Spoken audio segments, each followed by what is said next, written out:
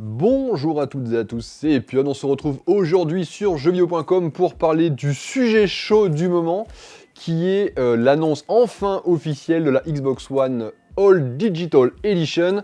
On l'avait un peu vu venir parce qu'elle était dans les rumeurs depuis un sacré moment. Moi-même, je vous en avais parlé dans un ancien article en février. C'était à l'époque où on avait sorti l'article sur Xbox et Nintendo. Il y avait un autre article sur Xbox, les prochaines consoles, la gamme Scarlett avec Lockhart et Anaconda. Et dans cet article, justement, j'avais fait une petite ligne ou deux sur cette console qui, finalement, qu'est-ce que c'est ? C'est une console pensée pour le dématérialiser, c'est-à-dire qu'elle n'a pas de lecteur Blu-ray, le lecteur Blu-ray de la 4K de la Xbox One S qui pour le coup en plus était un bon lecteur, donc elle n'a pas ce lecteur et donc du coup est pensée pour les achats sur le Windows Store, elle est pensée pour les achats en tout cas pour le jeu via le Game Pass, donc le système de jeu par abonnement de Microsoft.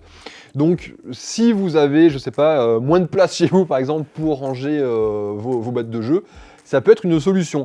Cela étant, et c'est un peu le sujet de cette vidéo, je trouve que la Xbox One S All Digital Edition n'est pas finalement une si bonne affaire que ça, et je trouve que son prix est trop élevé finalement, et c'est de ça dont je vais vous parler, et je vais tenter de m'expliquer, vous préciser un peu pourquoi. Alors, le rappel, c'est une console qui est vendue à 239,99 €. Elle se situe forcément, si on prend les prix officiels, c'est actuellement la console la moins chère du marché. On a la Nintendo Switch qui est habituellement vendue entre 270 et 300 €. On a la PS4 Slim qui est vendue à 299 €. Et la Xbox One S classique qui est vendue également à 299 €. Quand je dis prix officiel, c'est parce que très régulièrement, il y a des promos, il y a des baisses de prix en fonction des boutiques dans lesquelles vous vous rendez. Et il n'est pas difficile de trouver des Xbox One S ou des PS4 Slim entre 200 et 250 €, parfois seul, parfois avec des jeux. Du coup, ça pose la question de l'intérêt de cette One S Digital Edition. Pourquoi acheter cette console plutôt qu'une autre si finalement le seul argument est le prix? Ce qui est intéressant en fait, ce qu'il faut voir, c'est en fait les options qu'on perd en partant sur cette machine. Quand je dis options, c'est que si, imaginons, vous préférez peut-être acheter, si vous hésitez entre la One S classique et la One S All Digital Edition, faut comprendre que tout de suite, vous n'avez plus de lecteur Blu-ray, ne plus avoir ce lecteur Blu-ray 4K d'ailleurs, il faut le redire. Qu'est-ce que ça fait? Ça fait que vous n'avez plus accès à vos jeux rétro-compatibles. Si vous aviez des jeux Xbox 360 ou des jeux de la toute première Xbox, le fonctionnement il est très simple, techniquement, c'est que vous prenez votre jeu de l'époque, vous mettez le CD dans la console, donc via le lecteur, la console va tout de suite télécharger le jeu, et donc du coup ensuite pour y jouer, il suffit simplement en fait d'avoir le jeu dans la console, c'est ça en fait qui déverrouille le système, mais le jeu vous le jouez en démat, enfin vous utilisez le jeu démat qui est sur la console. Mais dans tous les cas, vous avez besoin de pouvoir mettre ce disque dans la console. Là, si vous n'avez pas de lecteur de disque, forcément ça c'est plus possible, et donc du coup, la rétrocompatibilité en prend un coup.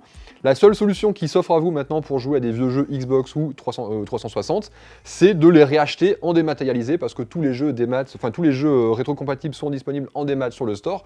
Mais là, du coup, vous perdez l'intérêt de ce jeu, je l'avais déjà acheté, je peux y jouer. Là, non, c'est plus possible, il va falloir le racheter. Donc ça, mine de rien, même si tout le monde n'est pas un accro de rétrocompatibilité, c'est un premier problème.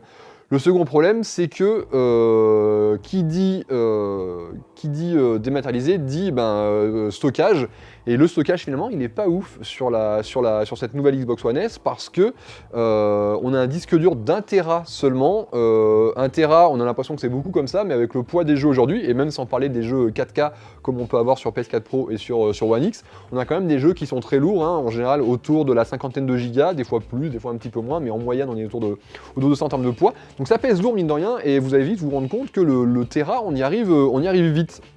Une autre chose qui est presque anecdotique et qui du coup concerne plutôt Xbox de leur côté, c'est que typiquement la One S, lorsqu'ils l'avaient sortie, elle a été forcément, si vous alliez à Leclerc, la Fnac, toutes ces choses, vous trouviez la console au rayon jeux vidéo bien entendu, mais une autre façon qu'ils ont eu de la vendre à l'époque, c'est que la One S, vous pouviez la trouver au rayon cinéma, par exemple de, je sais pas, la Fnac, imaginons, de boulanger, peu importe, c'est-à-dire que vous alliez, il y avait les télés, il y avait les lecteurs Blu-ray, il y avait toutes les installations du bar de son et compagnie, et vous pouviez trouver la petite One S, où en fait Xbox, les commerciaux de Xbox allaient démarcher ces boutiques en leur disant écoutez, la One S, tu peux la mettre dans ton rayon console de jeu, mais tu peux aussi la mettre dans ce rayon, et ce qu'on fait, c'est qu'on fait un petit deal, je te file la console avec la télécommande, parce que c'est vrai que pour certaines personnes, manœuvrer la console avec la manette, c'est un petit peu compliqué, donc du coup, on leur met la télécommande, et on leur met le dernier Blu-ray 4K de la dernière grosse production hollywoodienne avec des images hyper impressionnantes, et donc du coup, ça fait des bundles qui sont finalement assez sexy pour un autre type de public, un public qui va partir vers le cinéma, etc., et qui peut-être à terme va venir vers le jeu vidéo. Et ça, tout de suite, c'est une option que Microsoft perd. Et même vous, en tant que joueur, si vous êtes un petit peu cinéphile, c'est vrai que la One S, avoir ce lecteur Blu-ray, c'était intéressant, enfin ce lecteur Blu-ray 4K, parce qu'un lecteur Blu-ray 4K, mine de rien, vous irez vérifier, ça coûte relativement cher. Et là, pour 300 balles, vous aviez lecteur Blu-ray 4K plus une console. C'est un peu le pari qu'avait fait typiquement PlayStation avec sa PlayStation 2 à l'époque, en proposant une console qui était aussi le lecteur DVD le moins cher du marché. Donc ça, c'est vrai que c'est compliqué, mais c'est vrai que pour le joueur, c'est des options en moins. Si vous vouliez acheter, je sais pas, la One S, la One S, vous avez le lecteur Blu-ray, vous avez la rétrocompatibilité, vous avez la possibilité finalement plus de souplesse sur la façon de jouer à vos jeux et d'acheter des jeux, parce que là, vous allez nécessairement passer par Internet, et donc du coup, il faut avoir quand même une connexion Internet qui suit. Alors que si vous avez la One S classique, vous avez le choix de les acheter en démat ou d'aller en boutique, si vous préférez aller en boutique. Vous pouvez même éventuellement hésiter entre une One S Old Digital Edition et éventuellement une PS4 Slim, qui est pas beaucoup plus chère. Je veux dire, pourquoi prendre la One S plutôt que la PS4, sachant que la PS4, vous avez tout le catalogue de la PS4, mine de rien, qui est sacrément impressionnant. On a tout un tas d'exclusivités qui sont très fortes, il suffit de regarder sur l'année précédente avec un God of War, avec le Spider-Man aussi qui était très bon. Enfin, je veux dire, en termes d'exclus, PlayStation est quand même plutôt bien. Donc c'est vrai que la console souffre un petit peu la comparaison avec des machines qui sont finalement pas beaucoup plus chères qu'elle, qui proposent finalement beaucoup plus en termes de jeux, en termes d'options. Donc forcément, c'est un petit peu compliqué. Là où je pense que Xbox finalement se trompe, c'est que le prix à 230 € grosso modo est intéressant, surtout qu'en plus la console est vendue avec Sea of Thieves, elle est vendue avec Minecraft, avec Forza Horizon 3. Tu dis ouais, éventuellement pourquoi pas, mais ce qui aurait dû être fait, c'est proposer, je sais pas, par exemple, la console, il aurait fallu passer sous la barre psychologique des 200 € avec une console peut-être à 180 €, ou alors effectivement la proposer au-dessus des 200 €, mais cette fois-ci en incluant avec la console un an d'abonnement Game Pass Ultimate, donc c'est-à-dire l'abonnement Game Pass, donc pour pouvoir télécharger tous les jeux que vous voulez du Game Pass. Avec ça, en plus de ça, l'abonnement Xbox Live Gold, qui vous permet de jouer en ligne et d'avoir accès à toutes les fonctionnalités avancées du online sur Xbox. Et là non, ils ont préféré partir sur une offre qui est pas hyper compétitive et qui forcément pour nous les gros joueurs, j'imagine que si vous devez regarder cette vidéo, c'est que vous êtes un petit peu un joueur investi, vous avez déjà beaucoup de jeux, vous avez déjà beaucoup de choses. Donc du coup, pourquoi partir sur cette console ? Du coup, on peut supposer que la console est pensée pour le grand public. Le grand public, pourquoi ? Parce qu'il cherche forcément quelque chose qui est pas cher. C'est pas un joueur hyper investi qui est à jour sur tous les gros AAA du moment, qui peut accepter de jouer à des jeux qui sont plus anciens, et donc du coup qui potentiellement sont des joueurs qui seront très intéressés par le Game Pass, parce que là en termes de ratio qualité-prix, vous en avez vraiment pour votre argent, on rappelle, ça coûte 9,90 € par mois, et vous avez accès à, maintenant il y a entre 250 et 300 jeux sur le catalogue, c'est quand même plutôt cool, avec des jeux anciens effectivement, mais aussi des jeux plus récents, il y a Monster Hunter World par exemple qui est dispo dedans. Et ce qui est intéressant à savoir, c'est que le Game Pass, Xbox est très content qu'il fonctionne, parce que il y a plein de joueurs qui sont très contents, mais finalement, le business là-dessus, il est plus compliqué. L'idée, en fait, c'est que si vous prenez Spotify, si vous prenez Deezer, si vous prenez Netflix également, l'idée, c'est que moins vous en servez, plus ça leur rapporte d'argent. Parce qu'en fait, comment ils se distribuent l'argent avec les maisons de disques, avec les studios, etc., avec les ayants droit, c'est que en fait, à chaque fois que vous regardez un film, que vous écoutez une chanson, etc., ils vont verser un petit quelque chose à ces gens-là. Et forcément, moins vous vous servez de l'abonnement, et plus eux, ils gagnent de l'argent.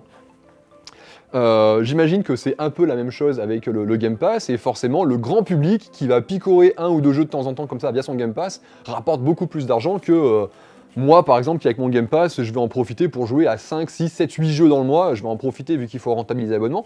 Ça pour eux c'est plus compliqué, et donc du coup c'est vrai que si le grand public est la cible, même là je me dis il aurait fallu faire encore moins cher. Parce que finalement, le grand public, hein, il est pas plus bête que vous et moi.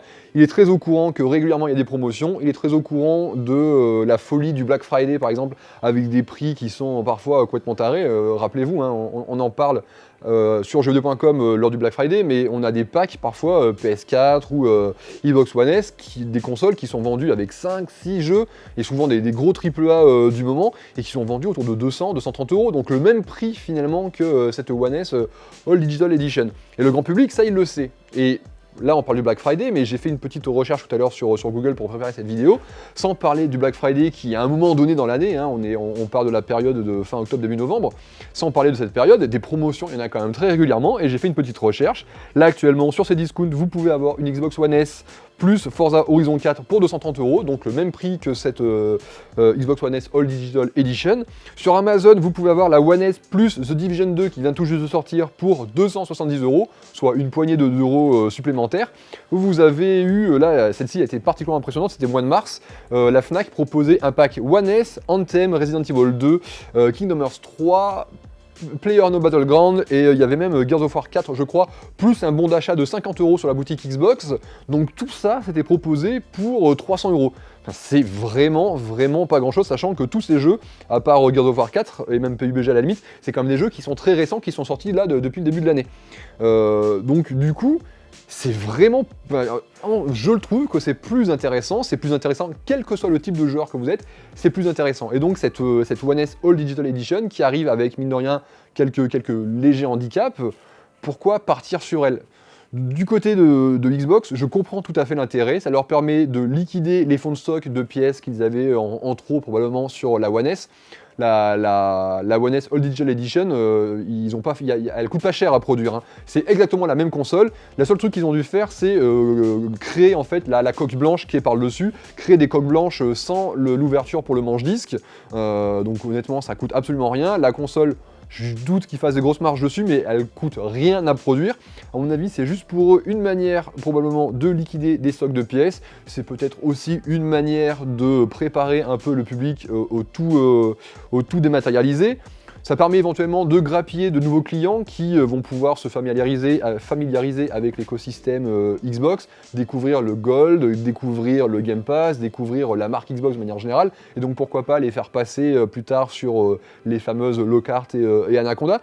Donc ça peut les préparer un petit peu, mais à mon avis, ça reste quand même assez limité. C'est vrai que je comprends difficilement l'intérêt pour eux et surtout pour le public qui aujourd'hui peut avoir des consoles plus intéressantes pratiquement au même prix.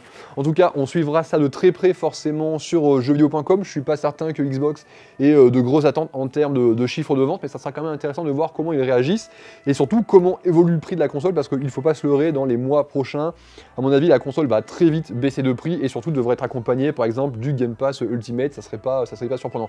On en reparlera de toute manière sur jeuxvideo.com. Je vous donne rendez-vous sur le site. À très bientôt. Salut tout le monde.